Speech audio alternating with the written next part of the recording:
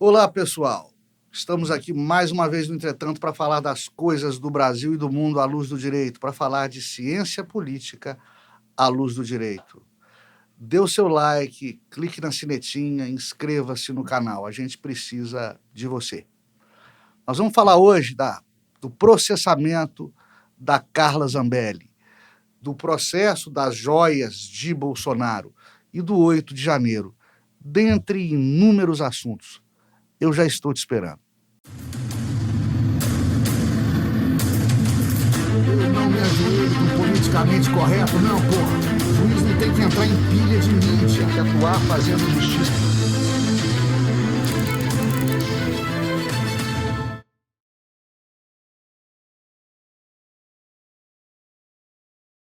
A filosofia oriental relata que em um duelo do bem contra o mal, a tendência é que sempre saia vitorioso o maligno, o marvado, o mal. Por quê? Porque ele está acostumado a agredir e é menos propenso aos pensamentos solidários, à piedade, etc. Em bom mineirês, né? O marvado bate até cansar o braço. Engraçado que isso vai de encontro ao pensamento cristão, que defende a vitória do bem sobre o mal, ainda que em outra vida, né, nas hostes celestiais, sempre ganhando do mal, representado pelo inferno, pelo capeta, etc. Eu, por exemplo, sempre digo isso aqui e em todos os lugares, que eu sempre acreditei muito na justiça divina. A justiça divina não falha nunca. Bom, infelizmente, não é isso que a história recente da política brasileira tem demonstrado. Os exemplos negativos da história da política brasileira é que tem perdurado, estão formando precedentes e seguidores. Estão demonstrando o quê? Que fazer o mal é o modo de vida de muita gente, na vida pública e fora dela. E às vezes impunemente, e às vezes com apoio do Estado, das leis e das instituições, conforme a ideologia em vigor nos altos escalões do sistema político brasileiro. O pessoal mau é vingativo e é bom de briga. E aí vem uma dupla fealdade, uma dupla feiura, né? É muito feio ser vingativo e é muito feio ser mau e usar isso para ganhar uma batalha política, fazendo o mal. A gente deve procurar sempre fazer o bem, né? E aí isso me lembra de um velho ditado lá em latim da antiga Roma, perdido no tempo a tal ponto que não se sabe mais o seu autor. Se queres a paz, prepara-te para a guerra. Se queres a paz, prepara-te para a guerra. Si vis pacem, parabellum. Não é à toa que utilizaram o parabellum do ditado para fabricar uma arma. Não é à toa. Militares do alto comando da PM do Distrito Federal foram presos preventivamente. Atenção para isso. Presos preventivamente. Porque teriam sido omissos e, portanto, prevaricados ao longo dos preparativos para o ataque anunciado para o 8 de janeiro, que acabou acontecendo. Eles teriam, em sendo omissos, prevaricado, né? É aquele ataque que deu um recorde positivo mundial para a polícia brasileira, né? Mais de 1.000 terroristas presos em um só dia. Nem a Mossad israelense, nem a CIA americana jamais conseguiram isso. É um recorde mundial. Isso me lembra de uma piada, o concurso da melhor polícia do mundo. Eles jogavam um coelhinho na floresta e a polícia que concorria ia lá e buscava o coelhinho, né? Soltaram o coelhinho, foi a polícia americana. Partiu, começaram a cronometrar, a polícia americana com sonar, radar, tanque, voltou com o coelhinho em 5 minutos da mata fechada. Puxa vida, um recorde. Parabéns, polícia americana. Iniciaram de novo a competição, agora foi a polícia inglesa. Radar, sonar, escafandro, submarino, né? Satélite, médium, né? E a polícia inglesa buscou o coelhinho no meio do mato em 4 minutos. Oh, aquele aplauso geral. Já derrubaram um novo recorde, é o incrível do incrível. Parabéns, polícia inglesa. Aí foi a polícia brasileira, soltaram o coelhinho. A polícia brasileira saiu numa viatura simples, batucando, óculos escuros, ouvindo rádio, pá. Em 3 minutos voltou a viatura. Não é possível. A polícia brasileira venceu a competição, o recorde dos recordes. 3 minutos com o coelhinho. Mas cadê o coelhinho? A polícia abriu o camburão, estava lá um macaquinho, todo apanhado. Não me bate mais, não me bate mais. Eu juro que eu sou um coelhinho, eu juro que eu sou um coelhinho, eu juro que eu sou um terrorista. Por essas e outras, é que muitos internautas insistem em apelidar a esta polícia que aí está de Gestapo, a polícia política nazista. Eu jamais farei isso. Tanto a Polícia Federal quanto a Polícia Militar e a Civil dos Estados são instituições absolutamente sérias. Eu conheço inúmeros valorosos e dedicados policiais federais, estaduais, que muito admiro. E eles são um exemplo, a regra geral na instituição. O que há é que na polícia há um respeito hierárquico profundo, uma subserviência a uma cadeia de comando.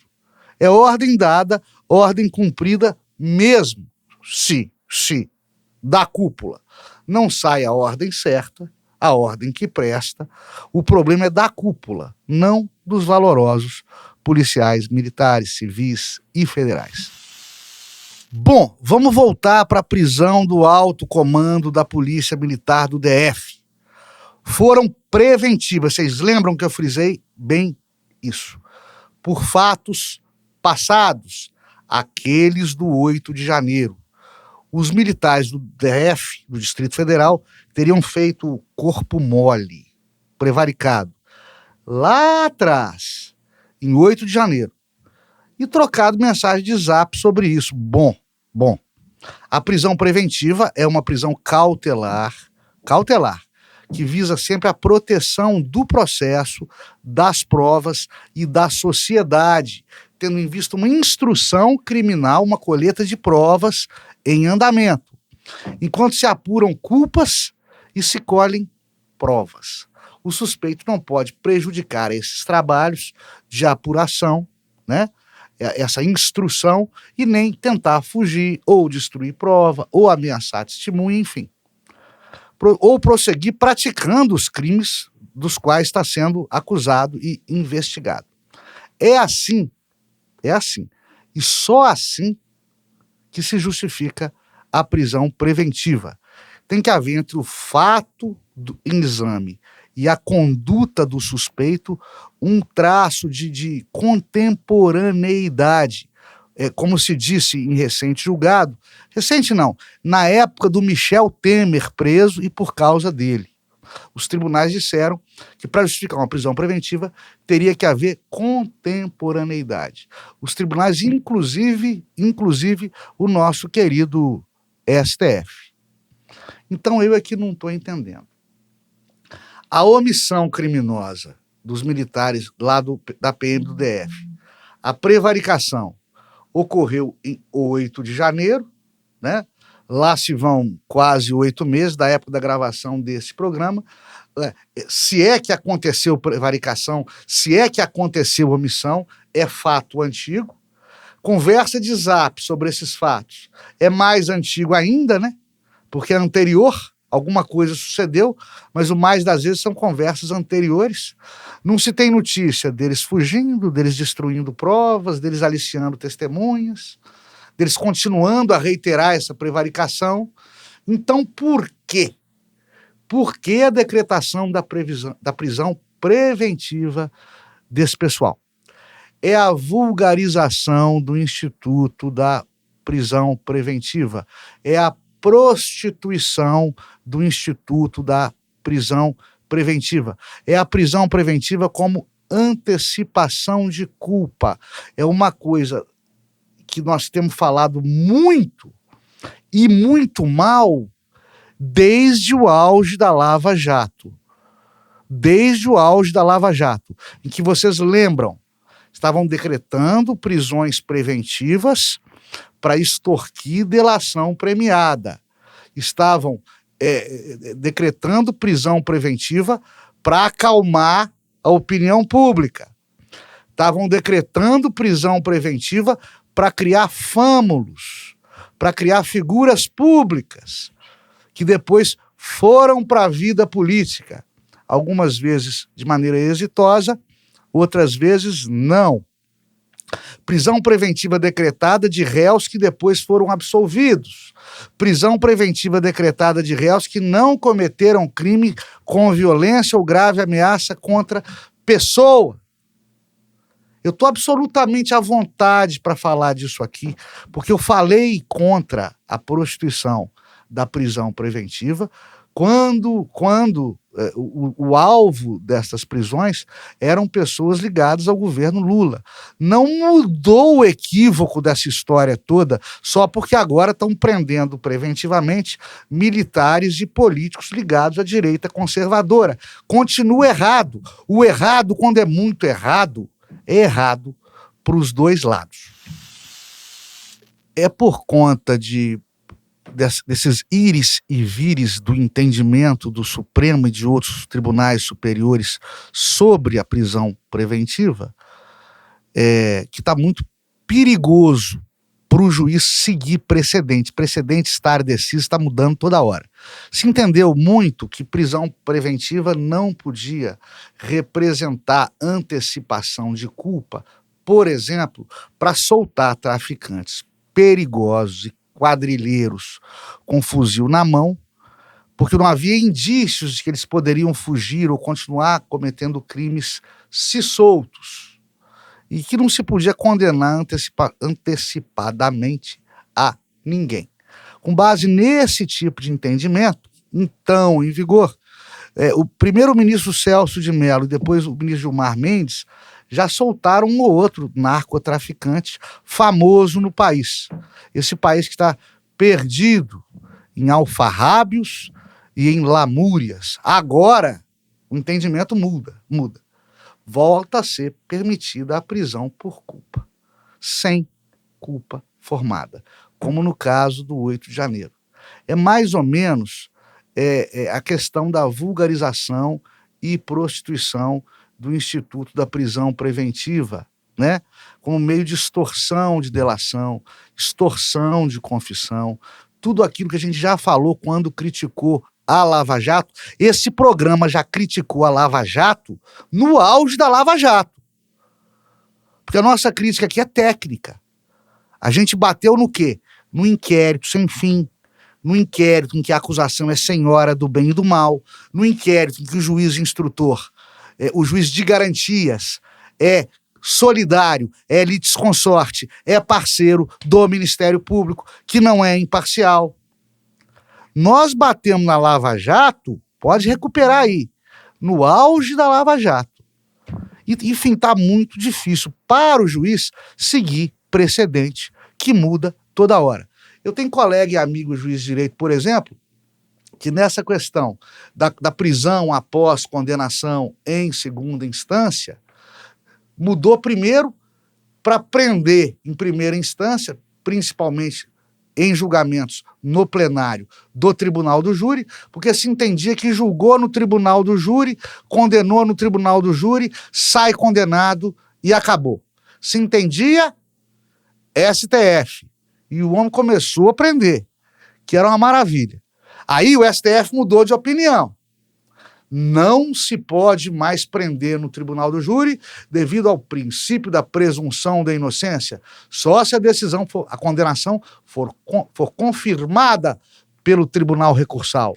Aí vai lá meu colega e amigo, para de prender no Tribunal do Júri, porque mudou o entendimento do STF, é precedente, é stare decisis, manda quem pode, obedece quem tem juízo, vamos parar de prender. Os homens mandaram parar de prender, vamos parar de prender. E agora o STF está mudando de opinião de novo para autorizar a prisão após a condenação simples pelo tribunal do júri, e o colega vai ter que mudar o entendimento dele de novo. É por isso que não está dando para seguir os precedentes da nossa excelsa Corte de Justiça, porque eles mudam toda hora. Não há entendimento jurisprudencial sólido em matéria criminal mais nesse país. Não temos mais segurança jurídica, infelizmente. Essa falta de segurança jurídica é para a esquerda, é para a direita, é para todos. Doa quem doer. E como dói. Como eu disse para vocês, eu estou inteiramente à vontade para criticar, porque a crítica aqui é técnica. É um programa de informação e didático, né? Foi daqui que eu critiquei de maneira veemente, porque foi um erro crasso, grosseiro, foi uma ofensa ao Estado democrático de direito. Aquela famosa, barulhenta condução coercitiva do Lula, a mando do Sérgio Moro, lá em 4 de março de 2016. Vocês estão lembrados? Nunca antes eu tinha visto um absurdo desse, nem antes nem depois.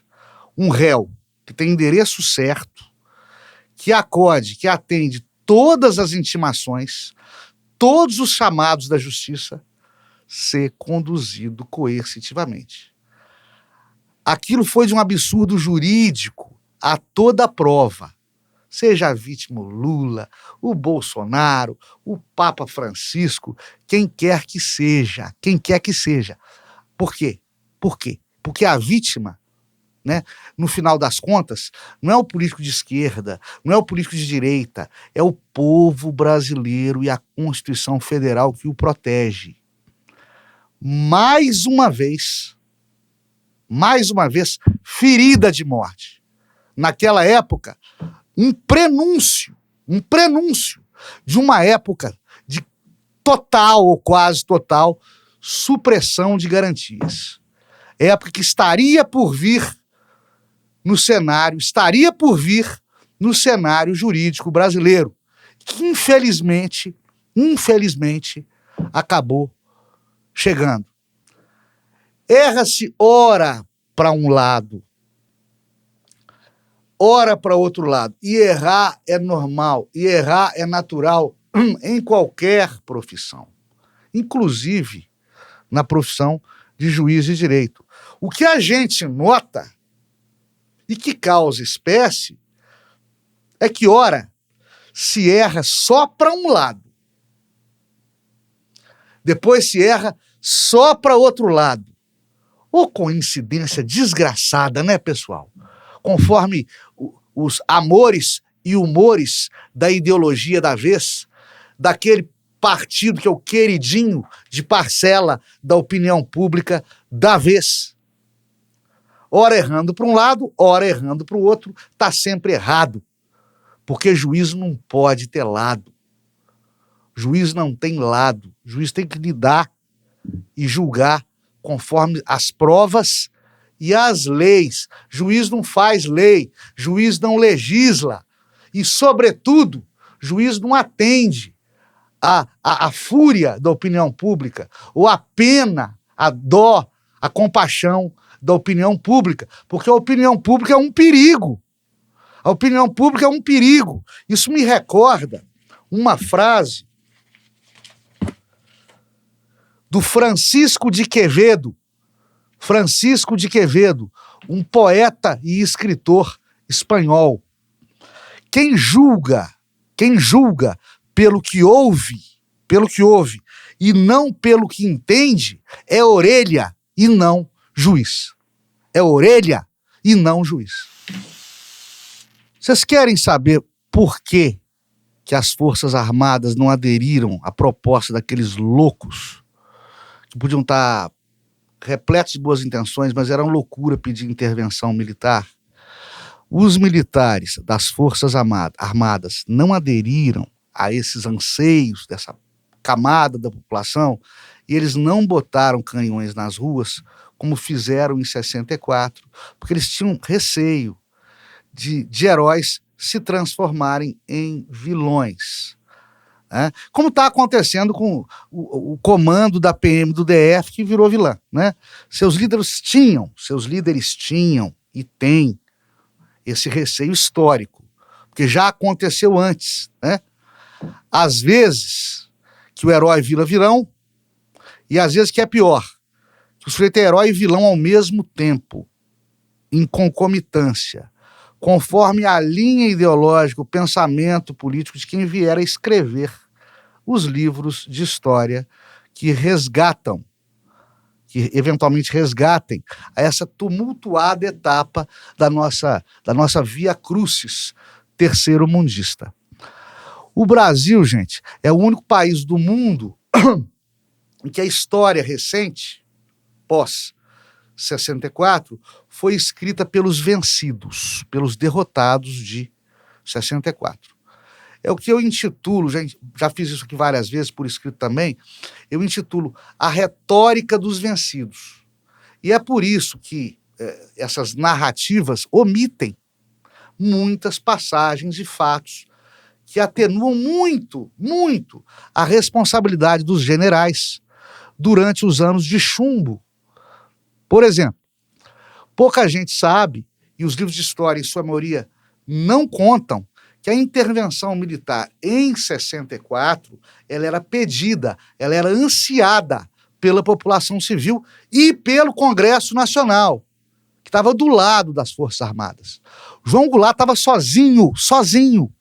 Ele sequer queria continuar presidente da República. Estava uma bagunça isso aqui.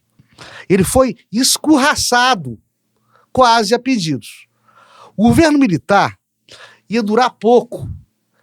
Em 64, já se previa uma eleição para o ano seguinte, 65, ia ter uma nova eleição presidencial, democrática, em que seriam virtuais candidatos o Juscelino Kubitschek, o JK, tentando uma nova eleição. Juscelino Kubitschek, que era de centro-esquerda, e o Carlos Lacerda, que então era o governador do estado da Guanabara, o atual estado do Rio, que era de extrema direita. Só que os militares não tiveram cabeça para passar o bastão. E deu o que deu. No AI-5, na repressão. E eles vitimizaram a esquerda, que sempre adorou ser vitimizada. O golpe de 64 dá voto e ganha eleição para a esquerda até hoje. Foi torturado, ganha eleição. Voltando ao presente, os militares das Forças Armadas brasileiras não quiseram aderir ao pedido de intervenção militar, que eles não têm motivo algum para exercer qualquer protagonismo político no Brasil de hoje em dia. A caserna é paga para ser o braço armado da nação, e hoje não se tem um clima de unanimidade que se tinha na época de 64, que era todo mundo contra João Goulart, todo mundo achava que comunista comia criança, todo mundo era contra o comunismo. Tinha meia dúzia de gato pingado, maconheiro, estudante, militante de extrema esquerda, escondido pelos porões do mundo e da vida. Havia pequenos grupelhos armados de esquerda e pequenos grupelhos desarmados de esquerda, comunista também, que agitavam aqui ou acolá, mas sem relevância política nenhuma. Mas eles já detinham, então, o quê? Formadores de opinião. E esses formadores de opinião, na época, que não haviam entrado em cena ainda, entraram em cena depois disso. Então, hoje, você tem um país polarizado, em que há a esquerda e a direita, atuantes, com vez e voz.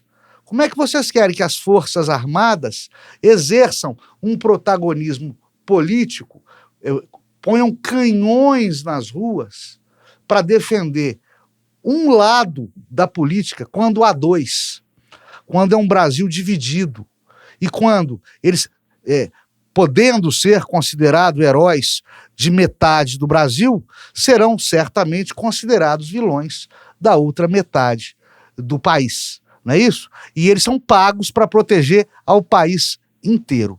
Não ia dar certo mesmo. Não dependam de forças armadas. Façam políticos, façam política. Não peçam a guerra, não peçam o colapso das instituições. Isso é um caminho que defrauda, que causa um estado de coisas, de caos social, que vai prejudicar a todos nós. Democracia é pendular. Hoje ganho eu, amanhã ganha você. Nós temos que defender as instituições, criticá-las, botar o dedo na ferida, procurar mudá-las, mas dentro do jogo democrático.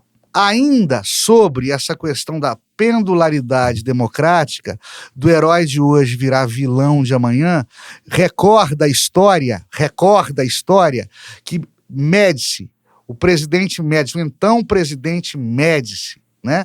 Presidente da República, no auge da ditadura militar, ele comparecia ao Maracanã lotado e era aplaudido de pé. Ele era um herói da nação, que causava um crescimento econômico de 9% ao ano, coisa que o Brasil nunca mais conseguiu. Naquela época ele era o herói da nação. Hoje, errado ou certo, ele é considerado um ditador sanguinário, não dá nem nome à rua, se é que dá, em algum rincão brasileiro. Isto mostra a oscilação da opinião pública. Essa perigosa opinião pública que já crucificou Cristo, essa perigosa opinião pública que, quando eu a analiso, eu me recordo do saudoso Nelson Rodrigues, que dizia que toda unanimidade é burra. Pessoal, o Bolsonaro estava em um evento recente, lhe perguntaram das joias e se ele receava a sua prisão. O autor da pergunta foi um jornalista do Estadão. Bolsonaro desconversou, disse o quê? Disse que não agiu contra a lei e não acredita na sua prisão. Concordo e discordo do nosso querido ex-presidente ao mesmo tempo. Concordo e discordo. Ele realmente não agiu contra a lei, objetivamente considerada. Mas eu acho que ele vai preso sim. A Carla Zambelli também acha. Ela conta, né, que esteve recentemente com a filha de uma senadora boliviana, essa senadora responsável pelo impedimento, pelo afastamento do Evo Morales, lá na Bolívia. A esquerda reassumiu agora o poder lá na Bolívia e tanto fez de bocado em bocado que pôs a senadora presa. Essa senadora e outros correligionários da direita conservadora que era responsável pela derrota de Morales e dos cocaleiros que ele representa. São os índios plantadores da folha da coca que vai virar cocaína. A esquerda é vingativa, né, segundo a Zambelli. Tem ou não razão. Bate até para cansar o braço. A gente já viu isso. Se você quer resistir, prepara-te para a guerra. Si vis pacem, para bellum. Mas guerra ideológica, gente.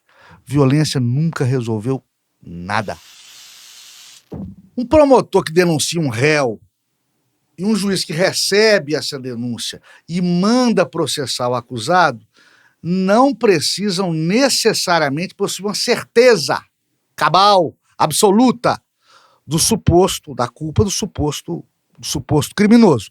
Basta até aí o que a gente chama de juízo de verossimilhança. O que é isso? Como eu ensino para os meus alunos, até o momento da condenação ou absolvição de alguém, por uma sentença penal condenatória ou absolutória, vale o juízo de plausibilidade. Ou seja, pode ser que tenha acontecido um crime, pode ser que o réu fulano de tal seja culpado ou inocente. Vamos investigar. Por quê? Porque enquanto não se tem uma certeza cabal e completa, a sociedade exige a apuração desse delito. Então você não tem que ter certeza de culpa nenhuma para processar, para receber denúncia, para denunciar, para apurar. Você só precisa ter certeza de culpa para condenar. Mas mesmo quando você não tem essa certeza, tem que haver uma verossimilhança. O que é isso? Tem que ser possível a culpa. Tem que ser provável a culpa. O Zezinho que está sendo processado, ele tem que estar sendo processado por um fato que tenha concatenação lógica, que seja bem explicado, que torne possível e provável que ao fim e ao cabo das investigações, que ao fim e ao cabo da ação penal, que demonstre uma possibilidade de culpa. Não pode ser um evento ilógico, sem lógica, né? Sem pé nem cabeça, baseado em ilações, baseado em achismo. Uma história da carochinha que ofenda a nossa inteligência já ao ser contada em primeira mão. Não existe juízo prévio de cognição sumária, juízo de pré-libação, né? Juízo de admissibilidade da denúncia, se você quiser falar direito, né? Que permita um processamento criminal sem essa verossimilhança, sem esse cheiro de verdade acusatório, sem essa lógica rasteira acusatória. O que é que não está acontecendo no caso da Carla Zambelli? O STF, o ministro Gilmar Mendes, à frente deste feito, autorizou o processamento da deputada Carla Zambelli por perseguir a uma pessoa em via pública, constrangendo essa pessoa com uma arma de fogo. Pelo mesmo suposto crime, a Zambelli já teve contas bloqueadas, buscas e apreensões decretadas, teve que entregar a arma que ela legitimamente portava e possuía até então, etc, etc, etc. A denúncia quer fazer crer que a deputada, que é uma mulher de 1,65 m, que aparentemente goza do seu juízo perfeito, e tem pouco mais de 50 e poucos quilos, correu atrás de um homem, armada, com arma em riste, à toa, sem que tivesse sido agredida. Detalhe, um homem de 1,90 m e quase 150 quilos e negro. A acusação e a mídia destacam isso, gente, o tempo todo, como se a cor da pele dele tivesse alguma coisa a ver com isso. E um jornalista ligado, segundo se sabe, a partidos de esquerda. A pergunta mais óbvia: por que a deputada Carla Zambelli faria isso? Ela ficou louca? Claro que não. Ela não ficou louca. Ela não tinha motivo para, do nada, sacar uma arma de fogo, né? E correr atrás de um homem que tem o dobro do tamanho dela e pesa o dobro do peso dela. À toa, do nada. Ela afirma que foi agredida, o sujeito puxou os cabelos dela e a ofendeu. Ao ser agredida fisicamente, ela sacou da arma de fogo. Agora, se você tem arma de fogo, tem registro, tem porte de arma de fogo, é para se defender. Ter arma de fogo e se defender com arma de fogo dentro dos limites que a lei exige e estrutura, não é crime. Mas lembremos do exemplo da Bolívia, do ex-presidente Evo Morales, né?